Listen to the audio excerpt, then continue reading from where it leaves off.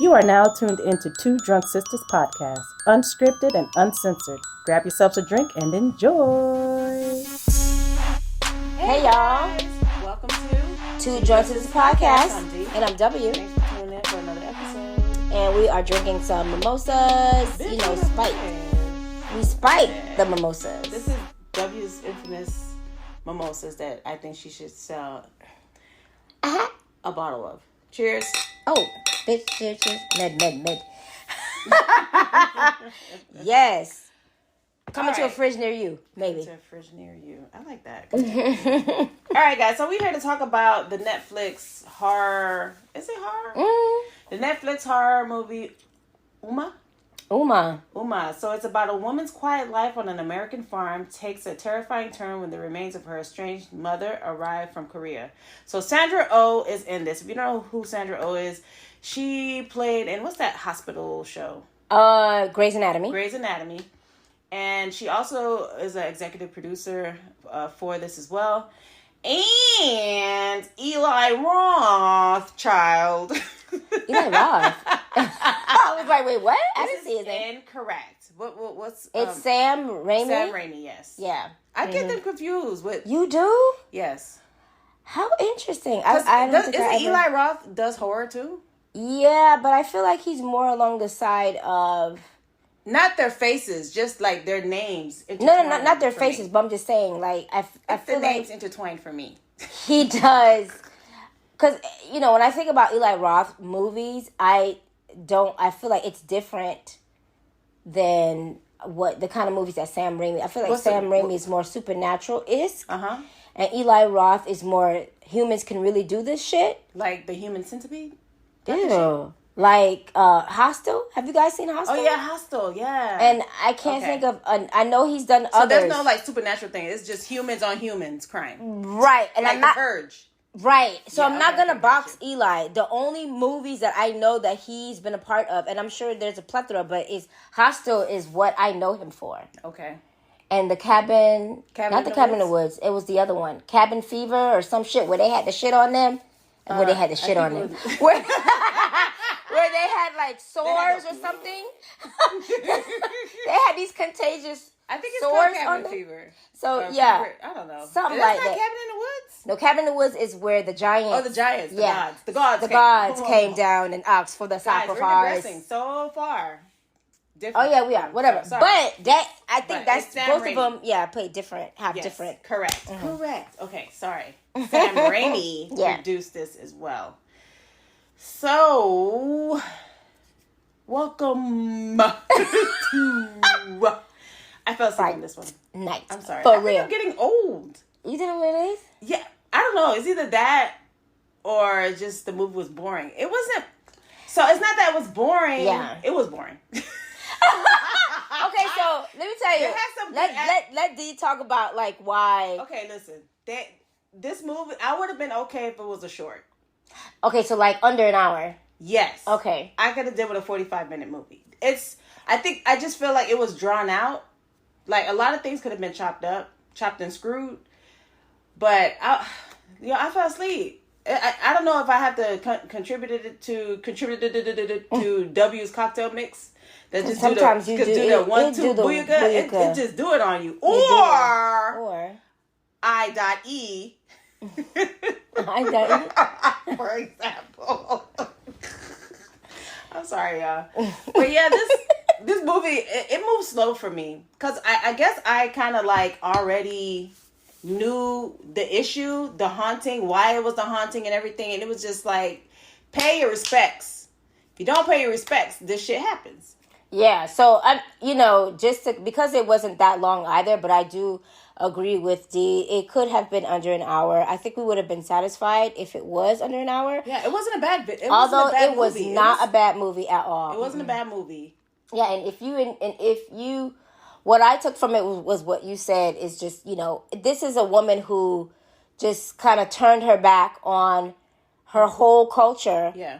And we understand why she did it, but I think it's what is in your DNA or what's been ingrained in you will always come back somehow, some way. Even if you don't believe in it. Even if you don't believe in it or you feel like it's not important, somehow, some way, maybe not through you, but your offspring could, conjure up your past and may want to know about your past. So I think... your past issues. Yeah, you can try to... you could try to turn your back. You could try to forget, which is what this character Amanda did in this film. Mm-hmm. She's Korean, and she basically just tried to ignore her culture because she didn't really have a great upbringing with her mom. The relationship with her mom was very, I hate the word toxic, but it had its issues. It was abusive. So, Amanda just was like, I'm changing my name. We're not even going to talk about the fact that I can speak Korean. You may look like you may look like you're Korean, but you're not Korean. That's kind of like how I took it to be. So we're just gonna ignore the fact that the way our eyes look and how we look different. We just gonna ignore that. Don't worry about that. Don't ask no questions as to why you look like that. And to me in my mind, I'm like, I understand why she did what she did, but that still does not give you the right to dishonor your parents or your heritage. Again, people are gonna be like, if my mom is toxic, fuck her, yeah. And that's understandable. But at the end of the day, she's still your mama. You still came out of that vagina. You did, and she did care for you. Yes, at a point before pre-abusive or whatever toxic environment that she put you through, which is unfortunate. Right, and so just the way the movie goes, and I'm not going to do like a blow-by-blow. Just the way the movie goes is Amanda has this beautiful home on this farm. She's a beekeeper with her daughter. Yes, and I love it. You said it was Arizona? I feel like it's Arizona because you can see the mountains. You can see the dryness. I don't know. Desert. I said the dryness. Ah, clearly it's dry. Dry. But It looked like Arizona or Sedona, maybe. Oh, you know what? You probably right. Yeah. I don't know. Somewhere in that region. Yeah. Maybe Nevada. I don't know. Maybe. I don't know. Because it really didn't like talk about where they were. No, it didn't. So we speculating. Right, because the university that the daughter is going to is like West Mesa, and in Virginia. So it's like, I don't know. It looked like Arizona. Yeah. Maybe somewhere in Sedona or I don't know, but the place is beautiful. The farm is beautiful. They have a bee. They're beekeepers. They're beekeepers, and they sell the honey that the bee produces. Yeah, and so you could see Amanda and Chrissy's relationship on how they're together. Mm-hmm. They do things together, and of course, when that relationship is formed, the daughter is sheltered. Yeah, because the way that Amanda runs the household is no electricity, because the story is the electricity makes her sick. Right. And so she has a sign that anybody that's driving, coming to her property, you have to stop at this point and then walk the rest of the way, because you have to turn off your phone and leave your phone in the car. Turn off your car. Yeah, and so there's no electricity, guys. They're in total darkness, and when they do need the light at night, they use candles. The kerosene gas type thing too. The lanterns and shit like that. Yeah. So Chrissy is, like Dee said, is pretty much sheltered. She doesn't have a phone. I'm not going to say she doesn't know. Yeah, she knows the outside world, because clearly she goes into town and sees other children, kids or teenagers her age. Yeah. And so she's, clearly she's not, not knowing of what's out there. She does. It's just the lifestyle that her mother lives. And the reason why they live that way is because of the traumatic issue that Amanda had growing up with the mom. So, of course, Amanda was I won't say she's a rebel, but, she didn't want... Of course, kids are not going to follow the rules, okay? Mm-hmm. No matter what rules you set for them, they're not going to follow it. Yeah. So, of course, in the Korean culture, it's strict. I'm not Korean. I don't know. I can't speak on y'all culture, but I know that you guys put culture and family first. Yes. You know, so of course Amanda didn't want to do that. She wanted to do her own shit. And the mother is like, listen, bitch, I brought you in this world and I can take you out. We gonna be in this together, even through death. Yeah, that was actually, I was like, wow. So Amanda finds out that her mom passes away because her uncle, who basically tells her like it was hard to locate you because Amanda doesn't have no connection. She's not listed. Yeah, she's Amish. Basically, yeah, she's Amish. She's Amish. And so the uncle was like, why do you not, what does the electricity do to you? Just pretty much asking her these questions. And Amanda's like, what do you want? Yeah, I feel like why are you here? Amanda kind of made up this illness. Yes, she did. She actually did. Because you know how people, when they go through traumatic experiences, they create this persona like, oh, if this happens, this is, you know, or if this happens to me, this is how I'm going to be and stuff like that. I think that's what she did. Yeah. And so the uncle was just like, you know, well, your mom is dead, and you know, need to do the proper. But he didn't even get to tell her. He was just like, you have to, and she was like, get out. And so I was like, damn. So he probably was going to tell her something. Basically like how to do she had to do the jessa, which I think is what I'm probably pronouncing it wrong. The ceremony. The ceremony of what you do. To lay the dead to rest. Yes. And so, which is the culture. And so the uncle left, and basically the uncle left behind the mom's belongings, which was in a suitcase, and it had like a scarf tied to it with you, because you reminded me about the Seven Tails, because I totally forgot about that. Yeah, so the Seven Tails is a spiritual, I don't want to say demon, I guess a spiritual creature. But within that culture? Within that culture. Okay. But when I saw the fox, and I was like, oh, snap, it's a seven-tailed spiritual creature. Yeah. I don't know too much about the Seven Tails. I just know that they are like guardians, I think. Okay. Or protectors. Please don't quote us. Yeah. And correct us. Yes, correct us. I haven't done any research on the Seven Tails and the reasoning behind it. Yeah. If I'm wrong, bitch, I'm wrong. Shit. Okay. And we're admitting that, you know, we definitely are not trying to come off as people that know everything, because we don't know the Korean culture. Technically, I have Google. I can't. We could go and Google, but you know, is it correct? We don't know if it is correct. We don't know what the internet says. So yeah, if you are of that culture, hit us up and let us know. Please let us know. Like, no, you guys, this is not the way it is. This is all movie. Correct. Because we know how Hollywood do, but I mean, it's Sandra Oh, so clearly Sandra Oh is behind. Yes, she did executive produce it as well. So if it's incorrect, it's her fault. It's Sandra Oh's fault. Okay, it's not even Hollywood's fault. It's Sandra her fault, right? But you know what I do like, the fact that she is on there. You know, is she Korean? Sandra Oh? Yeah, let's say she had to be. She has to be. Yeah. So I like the fact that they got somebody that is on there that can basically, you know, tell the story versus not having anybody that's not a part of that culture to try to talk about it and stuff like that. So, but like we were saying, you know, the uncle left behind the suitcase which contained the mom's remains. Yeah, she is South Korean. South Korea. Okay, so we open up. But she was born in Canada, but her parents are South Korean. Yeah. Okay. Asian descent and Nepean. Nepean. Yeah. Okay, like Nepal. Oh no, Nepean, Ontario. That's where she's from. Oh, okay. Yeah, but her parents are like Nepal. I know. Her parents are South Korean immigrants. So. Okay.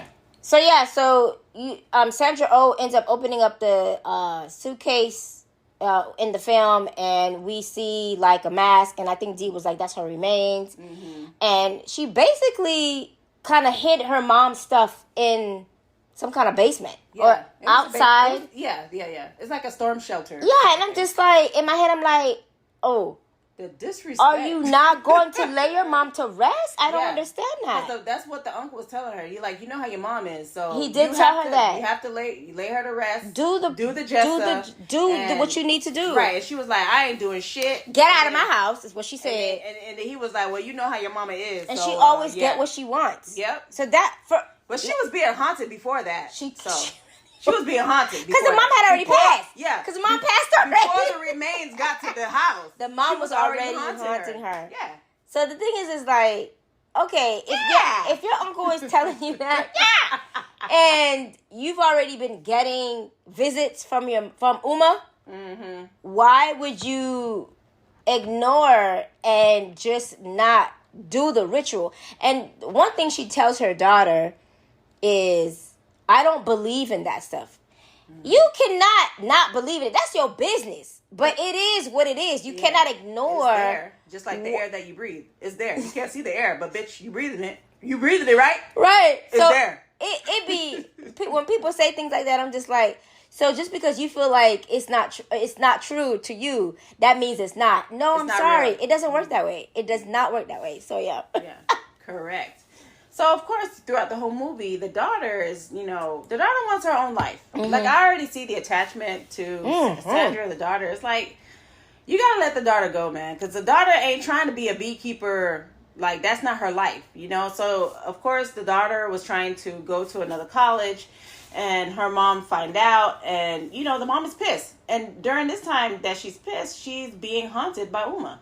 And she's not telling her daughter what's really going on. She's just acting weird. And we can see, the audience, that Umma is basically like talking to her like, look, your daughter is disrespectful. I guess like you. There's two women that are disrespectful in his house. You know what I'm saying? And I was like, right, she's like, you're not the only disrespectful little girl in this house or whatever. Like, mom is being mom even in the afterlife. Yes, even in the afterlife. So I'm just like, wow, like you can't escape her. And I particularly like the movie because, you know, I'm all about culture. So I can respect the fact that honoring your ancestors is very important. Very, very, I cannot stress that enough. It's very important. And of course, a lot of people have mixed feelings about why would I honor a person who put me through hell. And that's really if you don't feel like you want to honor that ancestor, that's really up to you. Nobody can tell you what to do. Sometimes ancestors, they pass, you know, people pass and become ancestors and realize the hardship that they placed on their lineage, you know, and may have evolved in the spiritual realm and become your guardian instead of, even though they've, you know, put you through hell on the physical plane, but realize that they made a mistake. I don't have all the answers. This is what I believe, and I'm not going to be like, if somebody else tells me different, I'm not going to say you're wrong. Like, I'm not going to do that. I just feel like it's really up to you. And in this movie, I feel like the mom just wanted the daughter to understand, like, I gave you pretty much everything I had. Everything that the daughter wanted. She did everything to make the daughter happy. Yes. But the daughter's like, I didn't ask for that. Yeah. I want to fucking get the fuck out of here. I'll fuck you the fuck up. And the crazy thing is, she kept telling the daughter, I don't want to be nothing like Umma. Yeah. But subconsciously, you turned into Umma. Yeah. Because you attached yourself to your daughter's life. Like, you didn't want her to have her own life. The same thing that Umma did to her, she was doing it to her daughter. Yeah, because we find out that Sandra Oh's, the character Amanda, her parents were married, came to America. Yeah. But because she came to a country where she didn't speak English, and, you know, she followed her husband, gave up her, I guess she used to make dresses or whatever. Yeah. She gave up that in Korea to come to the States. And she pretty much was miserable and drove her husband away. And so the husband left. Yes. And so that is why I guess the mom just kind of like made Amanda just her whole entire life. Right. Because she didn't have anybody. So, of course, Chrissy, the daughter, wanted to know what's happening in the hot sauce with the mom, because she noticed that the mom is acting hella crazy. Yeah. So she went down to the basement and saw the suitcase and everything, and she opened it and she realized all these trinkets and stuff like that was from Umma. Yeah. And finally, Amanda just told her, like, okay, hey, this is what's happening. This is, our culture and stuff like that. And then Chrissy is like, bitch, well, she didn't say bitch, but... Not at that time. I mean, not at that time. Okay, not that time. But she was like, "Oh, all this time you didn't tell me. Yeah, like you lied. A secret. You lied and stuff like that." And then they went to arguing, and then the girl was like, "Bitch, you." The daughter was like, "Bitch, you crazy." Bitch, yeah, she called her a psychotic bitch. A psychotic bitch. Yeah. And then Sandra was like, "What did you say?" And I think that's when Umma came in to play. Here's my thing. I was like, with no internet, she sure do know some words. No internet, friends. No TV, no friends. But you sure do know call her a psychotic bitch. Yep. Okay. Anyway, so the rumble and the tussling was happening, right? So Sandra got so I said Sandra, hello. Amanda got so pissed at Umma, with the haunting and everything. She was like, "Oh bitch, you want a burial? You want a fucking burial, hoe?" Right, because the thing is, she was like, Amanda took her urn and the mother's photo and like dug a hole and just threw that bitch in there, like just threw it. I was like, trash. I was like, wow. Yeah, it was I said, "Oh bitch, Grandma Umma is mad now." It was straight disrespectful. It really and sure enough, once she buried it and everything else, and she was walking away, she said, is that the burial I said I wanted? I'm gonna show you burial. I'm gonna show you, and that's when Umma grabbed her ass. That shit was funny. That shit was funny. Like, come here, heifer.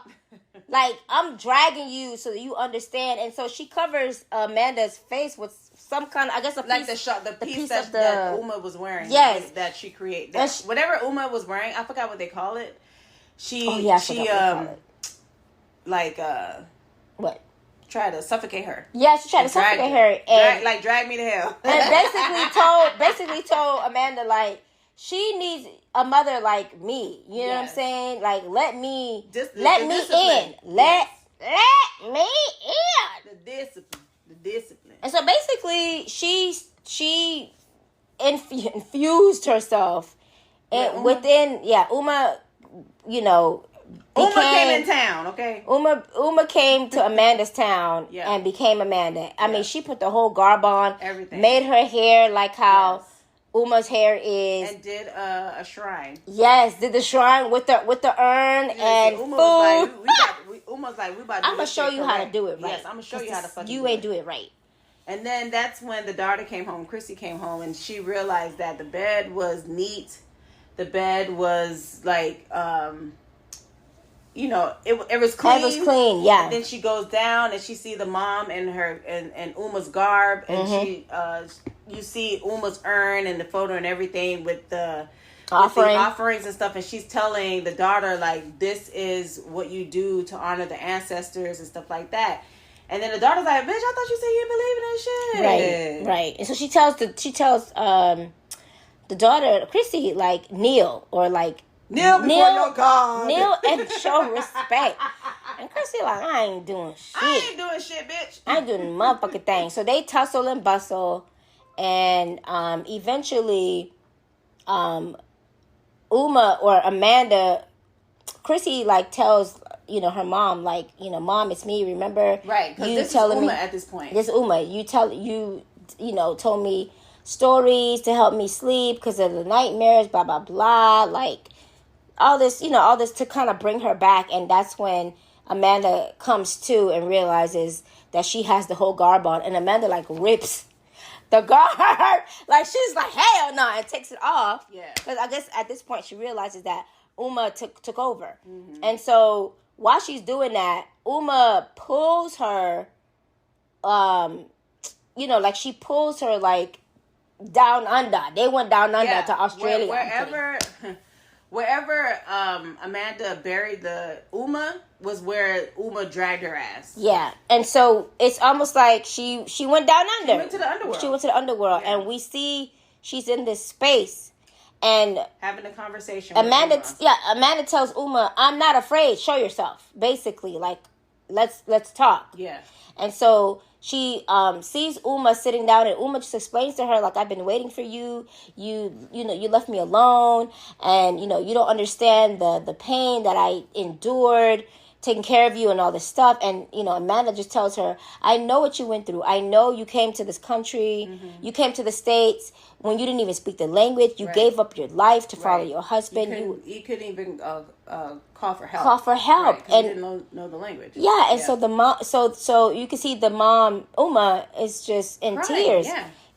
Because I guess this whole time she just thought that Amanda just didn't understand, and Amanda's like, I understand. Now she understands. Before, when she was a teenager, she didn't get it. Yeah, she didn't get it. So she had her own kid, so now she's in the mentality is different, obviously. Right. And so she pretty much tells her mom, like, you need to move on, and basically you can't. What? Like you can't. No, the mom was like holding her. Man, when she told Umma, like, you were cruel to me. Yes. And even though you had a cruel life, but you were cruel to me. Boy, man, Umma was not playing it, because you could see Umma's face. Like I was like, oh shit. I said, oh no, it's about to go down. Because at first it was like, oh yeah, she's understanding. Umma's understanding. And next thing you know, is that one phrase you have to say. Like you were cruel to me, and so Umma is obviously upset, and Amanda gets up and like says, you need to move on or something I'm like that. I'm going to give you the Jessa. Yeah, I'm going to give you the Jessa. And you need to go, you need to move on. You need to find the peace that you could not get when you were alive. Yes. And so basically, Umma, that was pretty deep. That was. Basically, Umma tells her, like, please don't leave me. But she ends up, like, kind of fading away. Yeah, like a ghost should. Yes. And then Amanda crawls her way back to the surface. Right, and does an Evil Dead. She does the Evil Dead hand. For all you Evil Dead people. That I don't know if that's like a homage, but she burst out into the ground with her hand up in the air with the full moon in the background. She did. Evil Dead. She did. And so we see the next scene where she's in the garb. Her daughter's in the garb. Yes. And they give. And the mother has a tombstone. Right. And they do the Jessa for you the see mom. The offering, the incense, the urn. It's just beautiful. And, Yes. They pay their respect. Yeah. And I'm just like, this is what Umma wanted. If she would have did this that, needed to be done. Yeah, if she would have did that when the uncle came, it would have. You wouldn't have had this problem. It would have been a quick movie. It would have been over. It would have been what you had wanted. Yes. 35 minutes. Yes, and I would have been like, this is amazing. This is how movies are supposed to be. And so she does that. She pays the respect, and life is good. Life is back to. And then the daughter goes off to college. Yes. And and I said Umma. And at the last shot where you see Umma, right? Yeah, it was Umma. You can see the tomb, and you can see that Umma's garb at the bottom. So you know that Umma's watching is there over her daughter, because she said, "Listen, even though I'm not here, I'm here. I'm here." Yeah, and she'll always be there. Yeah. So you know how when that picture frame falls off the dresser, one of your ancestors don't like that. They don't like that photo. It probably was an ugly photo. They told you they didn't like the photo, and you still put the photo in the frame. So I suggest you listen. You suggest that they listen? I suggest you listen to them ancestors. But yeah, I could appreciate this movie. I enjoyed the whole. You get to understand the Korean, a portion of the Korean history. Of the Korean, yes. So yeah, I enjoyed it. Guys, I'm gonna look up the 7 Fox spirit theory so we can totally understand what was that about. Yeah. So the 7-tailed fox spirit. This is on Wikipedia. I don't have an encyclopedia at the crib. I don't have the my card catalog with me, so I'm just going by what the internet is saying about the. Oh, it's not even 7. It's the 9-tailed fox. Oh, 9. So the origin for the fox. The 9-tailed foxes appear in Chinese folklore, literature, and mythology, in which, depending on the tail, can be good or a bad omen. In this movie, it was a bad omen because of Umma. The motif of 9-tailed foxes from Chinese culture were eventually transmitted and introduced to the Japanese and Korean cultures. So I'm not going to read the whole thing, but that's what it is. Okay, so cool. It's a spirit. I think I read somewhere where they could be mischievous and evil. Okay. So. Oh, wow. That's a lesson for you guys. We learned something. So, guys, what were your thoughts about Umma? Did you like it? Yeah. I kind of fell asleep on the middle, but you know why I fell asleep. So anyways, hit us up on our Gmail at 2drunksisters@gmail.com. The number 2 drunk DRUNK sisters at gmail.com, and hit us up on all of our social media. Yes, y'all. YouTube, Facebook, YouTube and Facebook. You find us on the metaverse. YouTube and Facebook. Okay, we definitely is not in the metaverse, so don't even try to go there because we're not there. You're not gonna see us. Find us on YouTube and Facebook. All right, y'all. All right, guys. Thanks for listening to our podcast and tune in for our latest episode. And hope you have a good evening, day, night, whenever you're listening to this podcast right here. Podcast. All right, y'all. You like my podcast? Do you like my podcast? All right. Okay, guys.